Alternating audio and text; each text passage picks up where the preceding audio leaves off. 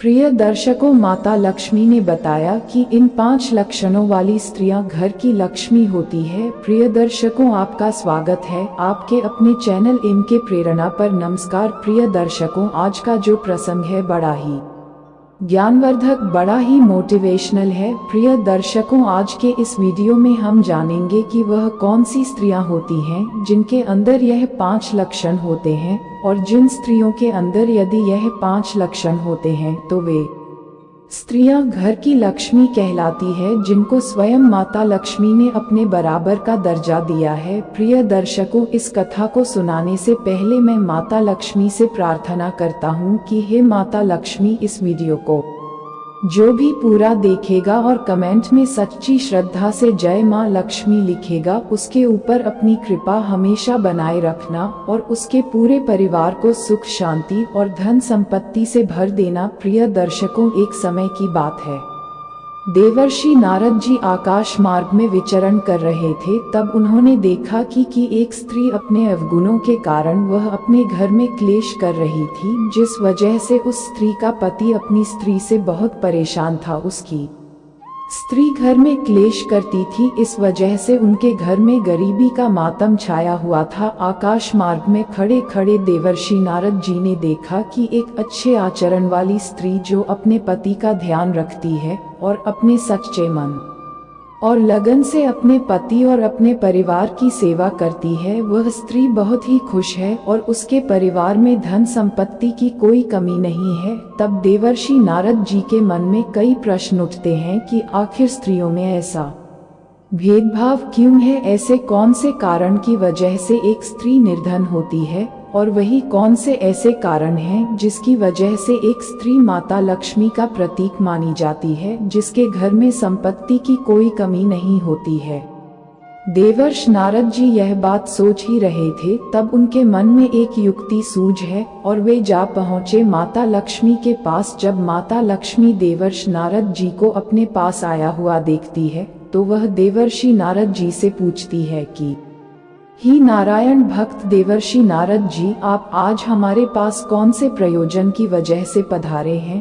तब देवर्षि नारद जी कहते हैं कि हे माता, मैं आज आपके पास अपने कुछ प्रश्नों के निवारण के लिए आया हूँ। तब माता लक्ष्मी जी कहते हैं कि हे देवर्षि नारद जी, कहिए आपके वह प्रश्न कौन से हैं जिनकी मंशा से आज आप हमारे पास आ पहुँचे हैं। आप अपने प्रश्नों को पूछिए, मैं आपके प्रश्नों का उत्तर आपको अवश्य दूंगी। तब देवर्षि नारद जी कहते हैं कि हे माथे, आज जब मैं आकाश मार्ग में विचरण कर रहा था तब मैंने देखा कि एक स्त्री अपने घर में क्लेश करती है, जिसकी वजह से उसके घर में गरीबी का मातम छाया हुआ था। और वहीं दूसरी तरफ एक स्त्री ऐसी भी थी जो अपने पति का कहना मान रही थी, अपने परिवार का ध्यान रख रही थी, समय पर भगवान की उपासना कर रही थी, उसके घर में किसी भी प्रकार की धन संपत्ति की कोई दिक्कत नहीं थी। हे माथे, मैं एक स्त्री के उन 5 लक्षणों को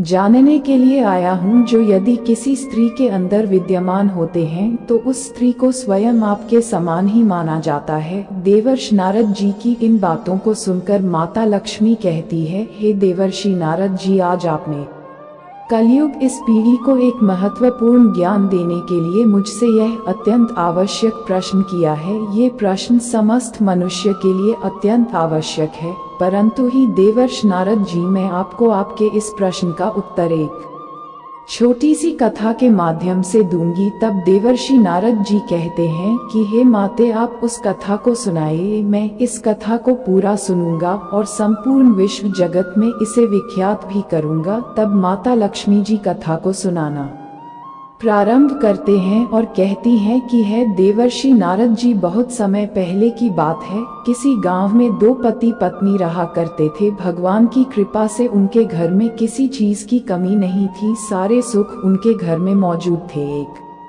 दिन की बात है, उन दोनों पति पत्नी में किसी बात को लेकर के झगड़ा आरंभ हो गया और वह झगड़ा इतना बढ़ता हुआ चला जाता है, उन दोनों की आपस में लड़ाई इतनी बढ़ती हुई चली गई कि पत्नी ने अपनी पति को गाली दे दी और जब पत्नी ने अपने पति को गाली दे दी तो पति को गुस्सा आ गया और उसने गुस्से में अपनी पत्नी के गाल पर जोर से एक थप्पड़ मार दिया। और जब गाल पर पत्नी के थप्पड़ लगा तो आप पत्नी पति से भी आग बबूला हो गई और उसने उल्टे सीधे शब्द कहे। और यह शब्द कहने के बाद में उस औरत के 2 बच्चे थे, एक लड़का था और एक लड़की थी, दोनों छोटे बच्चे थे। वह उन दोनों को लेकर अपने पीहर के लिए निकल गए। शाम का समय था, रात भी हो चली थी और रात में ही अपने दोनों बच्चों को लेकर के वह पत्नी अपने पीहर के चलते हैं। प्रिय दर्शकों, अब माता लक्ष्मी कहती है कि है देवर्ष नारद जी, जब स्त्री पीहर के लिए गांव से बाहर निकलती है तो रात हो चुकी थी और उसके पीहर जाने के लिए रास्ते में एक भयानक जंगल मिलता था। जब वह जंगल में पहुंचे हैं तो उसी जंगल में एक साधु जी अपने आश्रम बनाकर रहते थे। वह अभी तक अपने आश्रम पर जाग रहे थे और इधर उधर टहल रहे थे। तब उन्होंने देखा कि इतनी रात में एक स्त्री 2 बच्चों को लेकर के जंगल की तरफ जा रही है। तब उन साधुओं ने सोचा कि यह कहाँ जा रही है और क्यों जा रही है। तब उन साधुओं ने उस औरत को रोकना चाहा कि इसको रोक करके पूछ लेता हूँ कि बात क्या है जो तुम इतनी रात में इस जंगल के रास्ते ना जाने कहाँ जा रही हो। परंतु साधु ने विचार किया, अगर हम इसको रोकेंगे तो ये समाज उल्टा सीधा हमारे बारे में सोचेगा कि एक साधु रात में एक स्त्री से बात कर रहा है। ये सोच करके वह साधु रुक गया, परंतु वह स्त्री चली जा रही थी। फिर साधु ने विचार किया, अगर यह जंगल में आगे बढ़ गई तो इस जंगल में जंगली जानवर बहुत से हैं जो बहुत खतरनाक है, जो इस औरत को नुकसान पहुंचा सकते हैं, इसकी जिंदगी को भी ले सकते हैं, इसके सभी बच्चों को भी मार सकते हैं और हम इसको देख रहे हैं। अगर इसे रोकेंगे नहीं तो हमें ही पाप लगेगा। भगवान को जाकर मैं क्या जवाब दूंगा। उस साधु ने विचार किया, अब जो होगा देखा जाएगा, लेकिन हम स्त्री को रोकेंगे जरूर और इससे कहेंगे कि इतनी रात में तुम कहाँ जा रही हो। ये सोच करके वह साधु उस स्त्री के पास में पहुँच जाते हैं और उसे रोक लेते हैं और कहते हैं कि तुम इतनी रात को कहाँ जा रही हो, तुम्हारे पास में ये 2 छोटे छोटे बच्चे हैं और तुम बेधड़क होकर के जा रही हो। बात क्या है, क्या परेशानी है, क्या पति से कोई लड़ाई झगड़ा हो गया है या कोई और बात बन गई है। प्रिय दर्शकों, देवी लक्ष्मी कहती हैं कि देवर्षि नारद जी साधु के पूछने पर उस स्त्री ने सारी बात बता दी और कहा कि आज हमारे पति ने मेरे गाल पर थप्पड़ मार दिया है, अब मैं अपने पति के साथ नहीं रहूंगी, मैं अपने पीहर जा रही हूँ। तब साधु ने समझाया कि देखो, तुम्हारे पति ने थप्पड़ मार दिया है लेकिन तुमने भी तो गाली दी है और वही तुम्हारे पति ने थप्पड़ मार दिया तो तुम्हें इतना गुस्सा आ गया। इतना गुस्सा तुम्हारे लिए उचित नहीं है और गुस्से में तुम अपने बच्चों को लेकर रात्रि में तुम जंगल के रास्ते पीहर जा रही हो। आगे तुम्हें यह नहीं मालूम कि कितने मांसाहारी जंगली जानवर इस जंगल में रहते हैं और वह कितने खतरनाक है, जो तुम्हारे साथ हादसा कर सकते हैं, तुम्हें मार सकते हैं, तुम्हारी मृत्यु भी कर सकते हैं, तुम्हारे बच्चों को भी मारकर खा सकते हैं। तुम्हें डर नहीं लगता है क्या? तब उस स्त्री ने कहा कि हे महाराज, मेरे साथ चाहे कुछ भी हो, मैं मरूं या जिंदा रहा हूँ, लेकिन मैं वापस अपने पति के घर पर जाने वाली नहीं हूँ। उस साधु ने उस स्त्री को बहुत समझाया, लेकिन वह स्त्री उस साधु की कोई भी बात मानने को तैयार नहीं थी। तब साधु ने कहा, ठीक है, जब तुम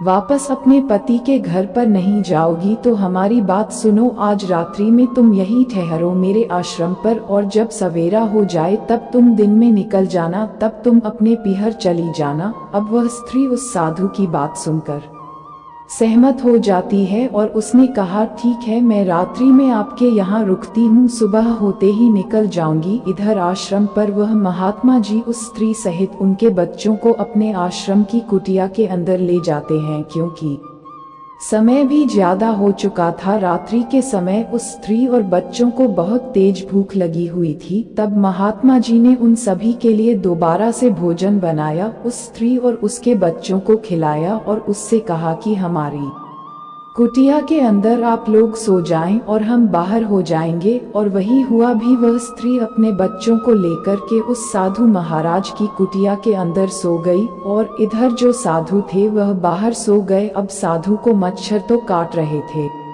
लेकिन साधु उस कष्ट को, उस परेशानी को सहते रहे और पूरी रात बाहर लेटे रहे। प्रिय दर्शकों, जब सवेरा हुआ तो उस स्त्री ने कहा कि साधु जी, अब मैं अपने पीहर जाऊंगी। तब साधु ने जवाब दिया, ठीक है, तुम्हारी जैसी मर्जी हो वह करिए। अब वह स्त्री अपने पीहर के लिए जंगल के रास्ते चल दी। यात्री गण जो थे वह भी चलने लगे थे, इसलिए जंगली जानवरों अब उसे कोई खतरा नहीं था। वह स्त्री चली जा रही थी। चलते चलते वह अपने पीहर में पहुंच जाती है और जब वह पीहर में पहुंची तो उसके माता और पिता ने देखा कि हमारी बेटी यहाँ आए है, 2 बच्चे साथ में हैं, लेकिन इसका पति साथ में नहीं है। और वह लोग उसके चेहरे की ओर देखते हैं तो उसका चेहरा लाल था और क्रोध से उसकी आंखें भी लाल थी। तो तब पिताजी समझ गए, लगता है हमारी बेटी और हमारे दामाद से कोई झगड़ा हो गया। प्रिय दर्शकों, अब उस स्त्री को घर पर अपनी बेटी को लेकर के उसकी माता जाती है। पिता ने पूछा कि बेटी,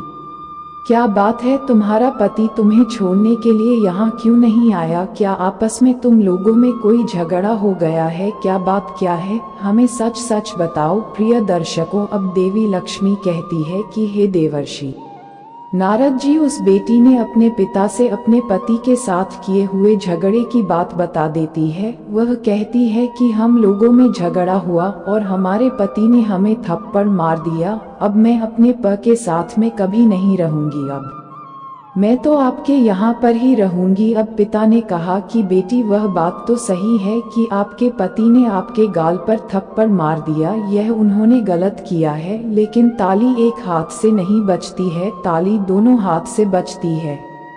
आपने भी कुछ कहा होगा, ऐसा तो नहीं है कि बिना कुछ कहे ही हमारे दामाद ने तुम्हारे गाल पर थप्पड़ मार दिया हो। सच सच बता, बात क्या है? परंतु उसने गालियां देने वाली बात को छिपा ली और कहा कि नहीं पिताजी, मेरा कोई दोष नहीं था, मेरी कोई गलती नहीं थी। बिना कुछ कहे ही थोड़ी सी नाराजगी पर हमारे पति ने मुझे थप्पड़ मार दिया।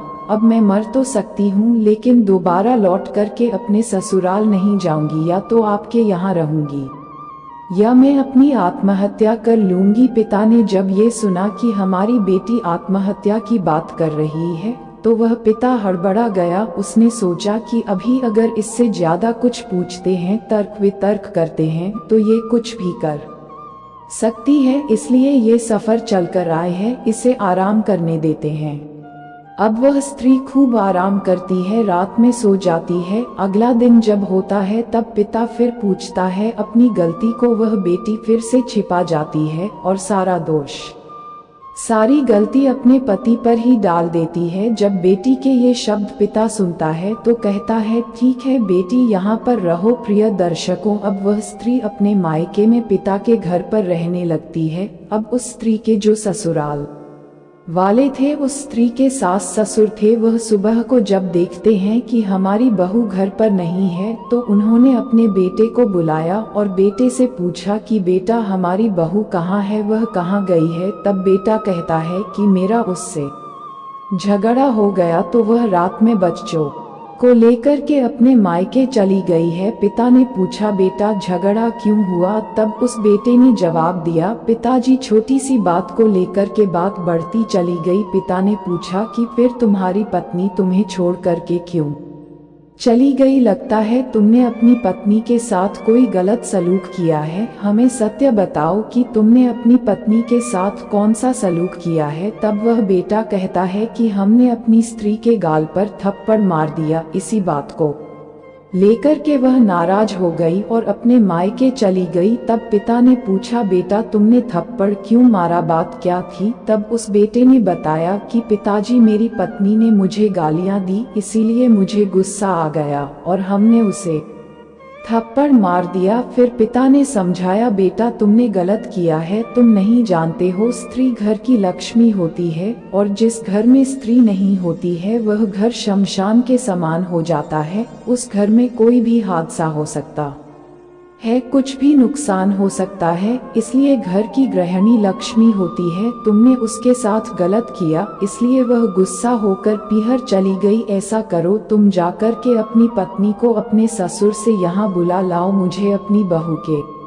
बगैर अच्छा नहीं लगता है। तब बेटे ने कहा, पिताजी उसने हमें गालियां दी हैं, हम उसको कैसे बुला लाए? घर की बहू लक्ष्मी तो होती है, मैं भी मानता हूँ कि एक स्त्री घर की लक्ष्मी होती है, लेकिन लक्ष्मी वाले उसने काम नहीं किए हैं, वह तो कुलक्षण है। अरे उसने मुझे गाली दी है और हम उसको बुला लाए, उसके अंदर तो कोई भी लक्ष्मी का चरित्र हमें तो नजर ही नहीं आता है कि वह लक्ष्मी हो सकती है। अरे पिताजी आप नहीं जानते, वह किसी का सम्मान करना नहीं जानती है, वह आपका भी सम्मान करना नहीं जानती है, वह आपकी भी सेवा नहीं करती है। अगर हमसे मिलने वाला कोई हमारा दोस्त आ जाता है तो वह उससे ईर्ष्या करने लगती है, उल्टा सीधा बड़बड़ाने लगती है और उससे जलने लगती है। अब पिताजी आप ही बताइए कि जिस इंसान का समाज में व्यवहार सही नहीं है, जिस इंसान को 4 व्यक्ति जानते नहीं हैं, वह इंसान किस काम का है? इसलिए हमारे मिलने वाले तो आएंगे, स्त्री का कर्तव्य होता है कि जो भी व्यक्ति पति के मिलने आए तो उनका आदर करें, सम्मान करें, उनको खिलाए पिलाए, उनके लिए भोजन बनाएं। लेकिन पिताजी ऐसा गुण हमारी स्त्री के अंदर है ही नहीं जो हम अपनी पत्नी को लक्ष्मी कहे। और पिताजी आप ये भी नहीं जानते हो कि एक दिन द्वार पर भिखारी आया हुआ था, वह भीख मांगता रहा और इसने दरवाजा बंद कर लिया। बेचारा बहुत देर तक चिल्लाता रहा, माता मुझे भिक्षा दे दो, माता मुझे भिक्षा दे दो। वह बेचारा भीख मांगता रहा, लेकिन इसने दरवाजा नहीं खोला, इसने उसे भिक्षा भी नहीं दी। और पिताजी आप तो ये जानते हो कि जो स्त्री भिखारी को भीख नहीं देती है तो वह लक्ष्मी कहने का अपना अधिकार खो देती है, क्योंकि अगर दुनिया में सबसे गिरा कोई काम है तो वह भीख मांगना है। भिखारी गिरा हुआ कोई व्यक्ति माना नहीं जाता है, सिर्फ वह अपने पापी पेट के लिए भीख मांगता है, और अगर उसको कोई भीख नहीं देता है तो वह इंसान उससे भी गिरा होता है। इसलिए मेरी पत्नी के अंदर लक्ष्मी वाला हमें कोई व्यक्तित्व जान ही नहीं पड़ता है, लक्ष्मी वाला कोई रूप नजर ही नहीं आता है। मैं कैसे इसको ससुराल जाकर बुला लाऊं? तब वह पिता उसे समझाता है कि बेटा तुम समझोगे नहीं, तुम अज्ञान जैसी बातें कर रहे हो। यह मैं मानता हूँ कि तुम्हारी पत्नी के अंदर कोई लक्ष्मी वाला रूप नजर नहीं आता है, वह तुम्हारे मिलने वालों से अर्थात कोई भी भिखारी आए उसका सम्मान नहीं करती है, तुम्हें गालियां देती है। यह मैं मानता हूँ, तुम झूठ नहीं बोल रहे हो, लेकिन पति का धर्म अभी तुम नहीं जानते। पति का धर्म ये होता है कि अगर पत्नी पति को गालियां देती है तो वह भूल तो कर रही है, हो सकता है उसमें बुद्धि की कमी हो सकता है गालियां देने के बारे में उसे ज्ञान ना हो कि मैं ये क्या कर रहे हो जो अपने पति को गाली दे रही है। इस तरह से अपनी पत्नी को समझाना पति का धर्म होता है। अगर पत्नी गलत रास्ते पर जा रही है या गलत रास्ते को अपना रही है, किसी का सम्मान नहीं कर रही है, ना अपने पति का सम्मान कर रही है, ना अपने परिवार का सम्मान कर रही है, तो पति का सबसे बड़ा धर्म होता है उसे समझाने का कि पति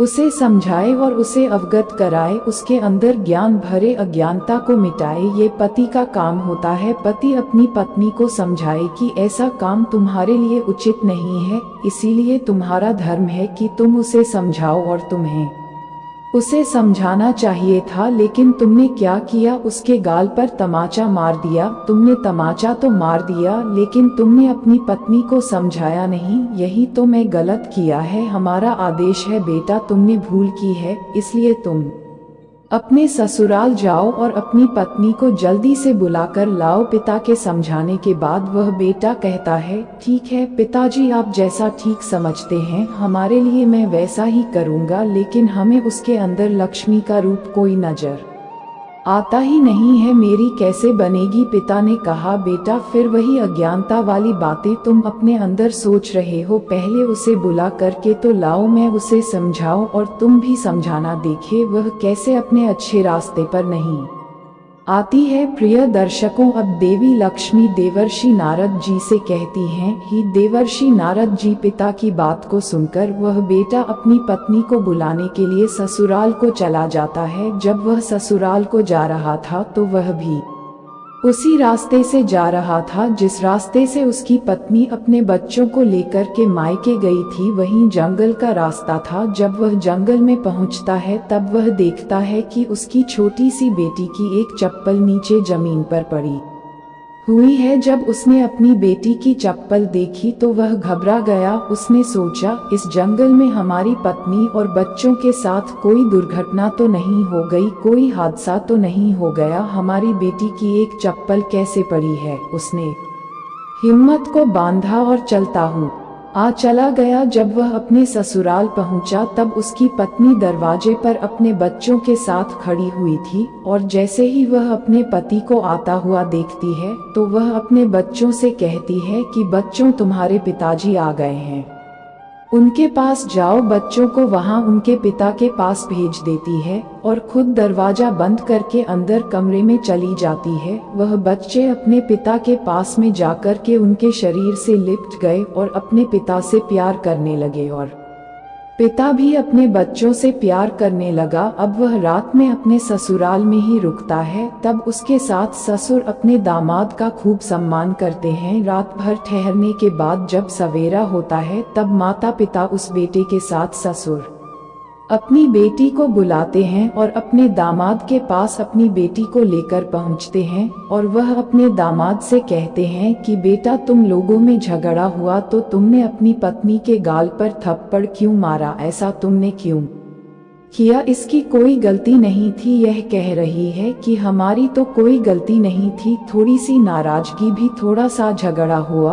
और इसी बात को लेकर के तुमने हमारी बेटी के गाल पर थप्पड़ मार दी। क्या तुमने ऐसा क्यों किया, क्या बात है? तब उसने कहा कि देखिए पिताजी, आपकी बेटी अपने दोष बताएगी नहीं, उसने सारे दोष मेरे ही बताए होंगे, यह मैं जानता हूँ, लेकिन किसकी गलती है? अब ससुर ने पूछा, बेटा वही तो मैं जानना चाहता हूँ कि किसकी गलती क्या है। जो बात सत्य हुई थी उस दामाद ने अपने ससुर से बता दे कि थोड़ी सी बात को लेकर के झगड़ा हुआ और इसने हमको गालियां दी और जब इसने गालियां दी तब मुझे गुस्सा आ गया और मैंने इसे थप्पड़ मार दिया। और पिताजी आप ही बताइए, हमारी परंपरा कहती है कि स्त्री घर की लक्ष्मी होती है और जब लक्ष्मी पति का सम्मान करेगी, उसे गालियां देगी, तो इससे गलत बात एक स्त्री के लिए क्या हो सकती है, इसलिए मैंने इसे थप्पड़ मार दिया। पिता ने जब अपनी बेटी की इस हरकत को सुना तब वह अपनी बेटी से कहता है कि बेटी, तुमने ऐसा ही किया था क्या? फिर तो तुमने हमसे झूठ बोला है और तुमने अपने पति को गालियां दी हैं। तब वह बेटी चुपचाप खड़ी रही। तब पिता को गुस्सा आ गया और उसने कहा, तुम हमारी बेटी होने से पहले एक स्त्री हो, अब तुम किसी की पत्नी भी बन चुकी हो और स्त्री होने के बाद अब तुम माँ भी बन चुकी हो। तुम्हारे 2 बच्चे हैं, तुमने ना तो अपने पति का धर्म निभाया और ना तुम अपने सही तरीके से अपने माँ बनने का भी धर्म निभा रही हो। तुम ऐसे बच्चों को लेकर के यहाँ चली आई, तुम्हें अपने बच्चों के आगे के लिए, भविष्य के लिए कोई चिंता नहीं है, जो तुम अपने ससुराल को छोड़ कर के चली आई। अच्छी बात तो यही है कि तुम हमारे दामाद के साथ पुनः अपने ससुराल को लौट जाओ। तब वह बेटी कहने लगी कि पिताजी, मैं मर सकती हूँ लेकिन मैं अपनी ससुराल इनके साथ कभी नहीं जा सकती। प्रिय दर्शकों, अब देवी लक्ष्मी कहती हैं कि हे देवर्षि नारद जी, तब पिता ने समझाया कि बेटी तुम अज्ञान हो, तुम्हारे अंदर अभी क्रोध भरा हुआ है और यह अज्ञान तुम्हें ले डूबेगा, हमारा नुकसान कुछ नहीं होगा। मेरा जो धर्म था मैंने निभा दिया, तुम्हारा विवाह कर दिया, तुम्हें सुव्यवस्थित कर दिया। अब तुम्हारा धर्म है कि तुम्हें क्या निभाना है और कैसे चलना है। ठीक है, अगर तुम हमारे यहाँ रहती हो तो कितने दिन तक रहेंगी, जरा अपने अंदर से विचार करो और सोचो। हम जब तक जीवित हैं तब तक तो तुम यहाँ रह सकती हो, लेकिन हमारी जिंदगी का भी कोई भरोसा नहीं है, क्योंकि हम अब बूढ़े हो चुके हैं और कब हम लोग इस दुनिया को छोड़ करके चले जाएं। इसका कोई ठिकाना नहीं है, लेकिन हमारे जाने के बाद यह मैं नहीं मानता हूँ कि तुम्हारे भाई और भाभी तुम्हें सही तरीके से रखेंगे या नहीं। हो सकता है तुम्हें ताने मारे तुम्हारा अपमान करें, जो आज तुम क्रोध कर रही हो, जो तुम्हें आज दुख हो रहा है अपने पति के थप्पड़ मारने का, इससे ज्यादा दुख तुम्हें उस दिन होगा जब तुम यहाँ रहोगी। मेरे जाने के बाद तुम्हारे भैया भाभी तुम्हारा अपमान करेंगे, तुम्हें नीची नजर की दृष्टि से देखेंगे, तो उस दिन बेटी तुम्हें बहुत ज्यादा दुख होगा। इसलिए बेटी हमारी बात को मानो, क्योंकि बेटी का घर ससुराल ही होता है। बेटी के लिए अगर कहीं स्वर्ग होता है तो वह ससुराल ही होता है। बेटी हमारे लिए तो तुम पराई हो गई हो, इसलिए बेटी तुम अपने ससुराल को जाओ, क्योंकि अगर स्त्री के लिए सबसे बड़ा सुख कहीं मिलता है तो वह ससुराल में ही मिलता है। और जिस स्त्री का पति सुखी है, जिस स्त्री के बच्चे सुखी हैं, जिस स्त्री के ससुराल वाले व्यक्तियों के आचरण अच्छे हैं, तो उस स्त्री के लिए उसी घर में स्वर्ग है। इस तरह से उस पिता ने अपनी बेटी को समझाया और कहा है कि बेटा, पति पत्नी में थोड़ा बहुत तो लड़ाई झगड़ा चलता ही रहता है, लेकिन इस तरह से तुम्हें क्रोध नहीं करना चाहिए और इस तरह से पति को गाली भी नहीं देना चाहिए, जिस तरह से पति मजबूर होकर के तुम्हें मारे या तुम्हारा अपमान करें। इसलिए पहले स्वयं सुधार करो और उसके बाद में दूसरे को सुधारने की बात करो, कहते हैं ना कि खुद सुधारो तो संसार सुधरे। इसलिए बेटा, हमारी बात ये गांठ को बांध लो, अगर तुम्हें जीवन में सुखी रहना है तो अपने सास ससुर की सेवा करना, अपने पति की सेवा करना, अपने बच्चों को सही तरह से पालना, यही तुमको सुख देगा। प्रिय दर्शकों, अब देवी लक्ष्मी कहती हैं कि पिता के ऐसे समझाने पर वह बेटी ने लगती है और अपनी गलती की क्षमा अपने पिता से मांगने लगती है। तब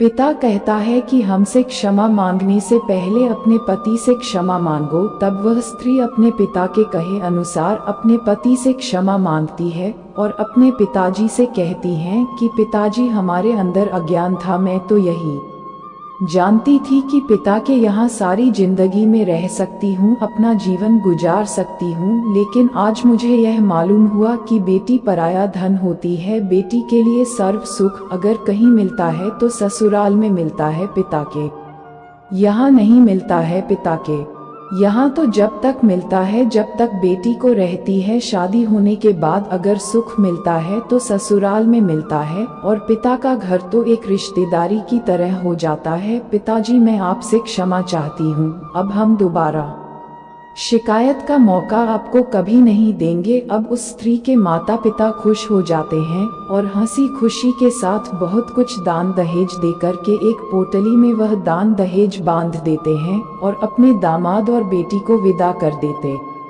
है। वह पोटली जिसमें दान दहेज था उसको लेकर अपनी पत्नी और बच्चों को लेकर के पति अपने घर के लिए चल देता है। वह उसी जंगल के रास्ते से आ रहा था। अब वह पति पूछता है कि हमें अपनी बेटी की इस रास्ते में चप्पल मिली थी, तब मैं घबरा गया, ऐसा क्यों हुआ? तुम रात में कहाँ रही, कैसे आई? तब वह पत्नी कहती है कि हे स्वामी, मैं रात में आ रही थी तो एक साधु ने मुझे रोक लिया था और जब सवेरा हुआ तब मैं वहाँ से निकली। जाते समय साधु ने कहा था कि पुत्री, जब तुम कभी भी जिंदगी में लौटकर अपनी ससुराल में आओ तो हमसे मिलकर के जाना। तब पति कहने लगा, ठीक है, चलो महात्मा से मिलकर के ही चलते हैं, क्योंकि वह आश्रम रास्ते में ही पड़ता था। अपनी पत्नी और बच्चों के साथ वह पति महात्मा जी के आश्रम पहुंच गया। तब वह महात्मा स्नान कर रहे थे। जब महात्मा जी ने उस स्त्री को देखा तो वह पहचान गए कि यह तो वही स्त्री है जो रात में मेरी कुटिया में ठहरी हुई थी। साधु की ओर आते हुए वह पति पत्नी और बच्चों से वह साधु कहता है कि अभिभावकों, आप सभी अभी वहाँ विश्राम करो, मैं स्नान और पूजा करने के बाद तुमसे अभी मिलने के लिए आता हूँ। महात्मा स्नान करते हैं, पूजा पाठ करते हैं, उसके बाद में उनके पास पहुंचते हैं। वह सा कहते हैं कि बेटी, उस दिन मैंने समझाया था लेकिन तुमने हमारी बात को नहीं माना। स्त्री के लिए सर्व सुख अगर है तो ससुराल है और आज तुम लौट करके आ ही गई। वह स्त्री महात्मा से क्षमा मांगती है और कहती है कि हे महाराज, हमसे गलती हो गई थी और क्रोध में आकर के मैं अपने मायके चली गई थी, लेकिन हमें आज मालूम हुआ आप सत्य कह रहे थे कि स्त्री के लिए सर्व सुख उसके पति और उसके ससुराल के लोगों की खुशी हो है। प्रिय दर्शकों, अब देवी लक्ष्मी कहती है कि ही देवर्षि नारद जी, अब वह महात्मा उस औरत को 5 बातें समझाते हैं और कहते हैं कि बेटी, मैं तुमको 5 बातें बताता हूँ और वह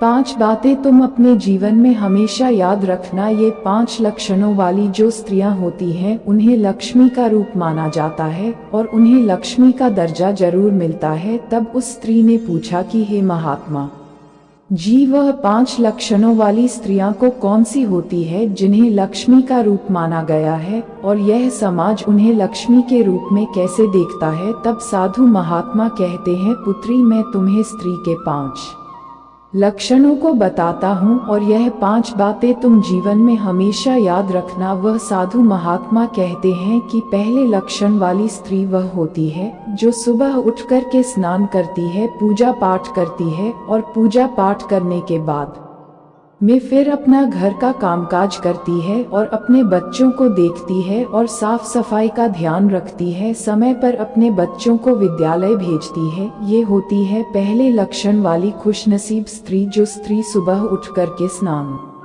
ध्यान करती है, पूजा पाठ करती है और घर की साफ सफाई रखती है, तो उस घर में लक्ष्मी माता का वास होता है। लक्ष्मी माता उस स्त्री से प्रसन्न रहती है और उस घर में कभी गरीबी नहीं आती। पहले लक्षण वाली तो स्त्री ये होती है। दूसरे लक्षण वाली स्त्री बताते हुए वह साधु उस स्त्री से कहता है कि दूसरे लक्षण वाली स्त्री वह होती है जो अपने पति का, अपने सास ससुर का, अपने बच्चों का ध्यान रखती है। वह भी इसीलिए कि हमारे बच्चे दुखी तो नहीं हैं, हमारे बच्चों के पास में किसी भी चीज की कोई ना हो, किस चीज की जरूरत है, हमारे पति क्या चाहते हैं, भूखे तो नहीं है, प्यासे तो नहीं है, हमारे सास ससुर भूखे तो नहीं है, प्यासे तो नहीं है। उनका जो स्त्री ध्यान रखती है तो उस स्त्री को लक्ष्मी का रूप माना जाता है और लक्ष्य उससे प्रसन्न रहती है। और जो स्त्री अपने बच्चों का, अपने पति का, सास ससुर का ध्यान नहीं रखती है तो माता लक्ष्मी उससे रुष्ट हो जाती है और उसके घर को छोड़कर चली जाती है, जिससे उस घर में गरीबी आ जाती है। इसलिए हर स्त्री को अपने पति का, अपने सास ससुर का और बच्चों का सही तरीके से ध्यान रखना चाहिए। यही स्त्री का कर्तव्य होता है और यही स्त्री का धर्म होता है। स्त्री का तीसरा लक्षण होता है जो स्त्री अपने पति को कभी गाली नहीं देती है, उसका सम्मान करती है और परिवार वालों का, सास ससुर को भी गाली नहीं देती है, उसका सम्मान करती है, अच्छे शब्दों से उनकी इज्जत करती है, अपने पति से मीठा बोलती है, तो वह स्त्री लक्ष्मी का रूप मानी जाती है। और जो स्त्रियां अपने पति को गालियां देती हैं, अपने सास ससुर को गालियां देती है, अपने परिवार के लोगों को अपशब्द बोलती है, तो उस स्त्री को लक्ष्मी का दर्जा भी नहीं दिया जाता है और वह समाज में भी अपमानित होती है। इसलिए हर स्त्री के अंदर ये लक्षण होना चाहिए कि कोई स्त्री किसी को भी गाली ना दे, सबके साथ मीठा बोले और सबके साथ अच्छा बर्ताव करें। ऐसी स्त्री को ही लक्ष्मी का रूप माना जाता है। और चौथे लक्षण वाली स्त्री वह होती है जो स्त्री घर आए अतिथि का सम्मान करती है, भिखारियों को भीख देती है, वही स्त्री लक्ष्मी का रूप कहलाती है। वह महात्मा आगे कहते हैं कि जो स्त्रियां घर आए अतिथियों का सम्मान नहीं करती हैं, उनको खाने पीने के लिए नहीं पूछती हैं, भिखारी को भीख नहीं देती है, भिखारी दरवाजे पर चिल्लाता रहे और निराश होकर कि वह अगर दरवाजे से लौट जाए तो समझ लो कि उस घर में लक्ष्मी कभी नहीं आती है और उस स्त्री से लक्ष्मी माता क्रोधित हो जाती है। जो स्त्री भिखारी को भीख नहीं देती है, अतिथि का सम्मान नहीं करती है, उससे लक्ष्मी हमेशा के लिए अष्ट हो जाती है और वह घर कंगाल बन जाता है। इसलिए ये लक्षण स्त्री के अंदर होना चाहिए कि घर आए अतिथि का और भिखारी का भी सम्मान करें। और पांचवा लक्षण ये है कि सुबह जल्दी उठना। जो स्त्री सुबह जल्दी उठती है सुबह 4 बजे उठ जाती है और अपने घर का कामकाज करने लगती है, झाड़ू लगाती है, साफ सफाई करती है और बर्तनों को भी साफ करती है, तो उस घर में लक्ष्मी का वास हो जाता है और उस घर से कभी माता लक्ष्मी जाती ही नहीं है। और उस स्त्री को लक्ष्मी का ही रूप माना जाता है। जो स्त्रियां देर से उठती हैं, घंटों तक देर तक सोती रहती है, उठने के बाद अपने श्रृंगार में लग जाती है, ना बर्तनों को देखती है, ना गंदे पड़े कपड़ों को साफ करती है, ना घर की साफ सफाई करती है, ना झाड़ू लगाती है, ना बच्चों की ओर देखती है, बच्चों के कपड़े गंदे हैं, बच्चे गंदे घूम रहे हैं, ना उनकी साफ सफाई करती है, तो ऐसी स्त्रियां लक्ष्मी के रूप से हमेशा के लिए वंचित हो जाती हैं। ऐसी स्त्रियां को लक्ष्मी का रूप मानी जाती है। ऐसी स्त्रियां जिस घर में होती हैं तो उस घर से माता लक्ष्मी नाराज रहती है और उस घर में कभी नहीं जाती है, जिससे वह घर गरीब हो जाता है और उस घर में कभी सुख और शांति नहीं आता है। इसलिए हे बेटी, यह अंतिम 5वां लक्षण भी हर स्त्री के अंदर होना चाहिए कि सुबह देर से ना उठे, जल्दी उठे और अपने घर की साफ सफाई करें, झाड़ू लगाएं और बर्तनों को भी साफ करें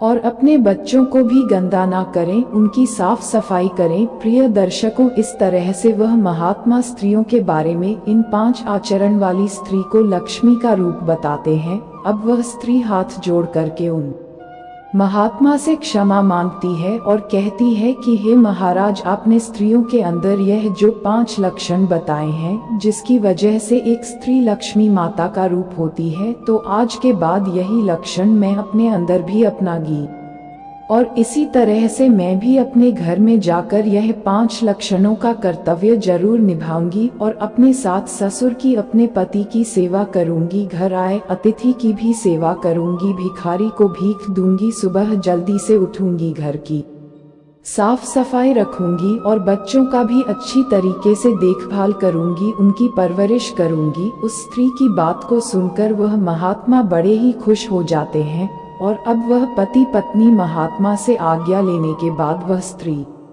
अपने पति के साथ में अपनी ससुराल चली आती है और अपने सास ससुर के पास जाकर कि उनके चरणों में गिर जाती है और उनसे क्षमा मांगती है कि हे पिताजी, आज के बाद मैं कभी रूठ करके अपने मायके नहीं जाऊंगी, आप लोगों की सेवा करूंगी, अपने पति की भी सेवा करूंगी। इसके बाद वह स्त्री उन 5 लक्षणों को अपने अंदर धारण कर लेती है और खुशी खुशी अपने सास ससुर और पति के साथ में अपनी जिंदगी को व्यतीत करने लगे। धीरे धीरे उसके घर में सुख और शांति हो जाती है और किसी भी चीज की कमी नहीं रहती है। प्रिय दर्शकों, अब माता लक्ष्मी देवर्षि नारद जी से कहती है कि हे देवर्षि नारद जी, अब तो आपको पता ही चल गया होगा कि वह 5 लक्षण कौन से हैं जो एक स्त्री के अंदर अगर विद्यमान है तो वह स्त्री स्वयं माता लक्ष्मी यानी मेरा ही एक रूप मानी जाती है। और जिस स्त्री के घर में मेरा वास हो जाता है वह घर धन संपत्ति से भर जाता है। माता लक्ष्मी की बात सुनकर देवर्षि नारद जी कहते हैं, हे माते, आज आपने मुझे एक कथा के माध्यम से स्त्रियों के बारे में जो ज्ञान दिया है वह सर्व ज्ञान संपन्न है। आपको मुझे स्त्रियों के बारे में ये 5 बातों को एक कथा के माध्यम से मुझे अवगत कराने के लिए आपका कोटि कोटि धन्यवाद। प्रिय दर्शकों, ये 5 लक्षण जिस स्त्री के अंदर होते हैं वह स्त्रियां लक्ष्मी का रूप मानी जाती है। लक्ष्मी का दर्जा उनको प्राप्त होता है और समाज उन्हें लक्ष्मी के रूप में ही देखता है। मित्रों, ये कहानी हमें तो यही सिखाती है उन स्त्रियों के लिए और उन पुरुषों के लिए भी कि अगर आपकी स्त्री ने ये 5 लक्षण अपने अंदर धारण कर लिए हैं तो आपकी स्त्री कभी भी आपका अपमान नहीं करेगी। प्रिय दर्शकों, आपको हमारे द्वारा सुनाई गई यह कथा आपको कैसी लगी? अगर आपको ये हमारे द्वारा सुनाई गई यह कथा अच्छी लगी हो तो हमें कमेंट में अवश्य बताना और इस वीडियो को ज़्यादा से ज़्यादा लोगों तक शेयर करें ताकि उन लोगों को भी पता चल सके कि वह 5 लक्षणों वाली औरतें कौन सी होती हैं जिनकी वजह से आपका वीरान पड़ा घर भी स्वर्ग बन जाता है, जिससे उनकी सहायता हो सके और वह सभी अपनी स्त्रियों के भीतर भी ऐसे ही गुणों को धारण करवा सके। प्रिय दर्शकों, आप सभी अगर वीडियो को यहाँ तक देख रहे हैं तो इस वीडियो को लाइक अवश्य करना और कमेंट जय मां लक्ष्मी अवश्य लिखना। इसके साथ ही अगर आप सभी लोग हमारे चैनल पर नए हैं तो हमारे चैनल इनके प्रेरणा को सब्सक्राइब जरूर कर ले। आप सभी का धन्यवाद।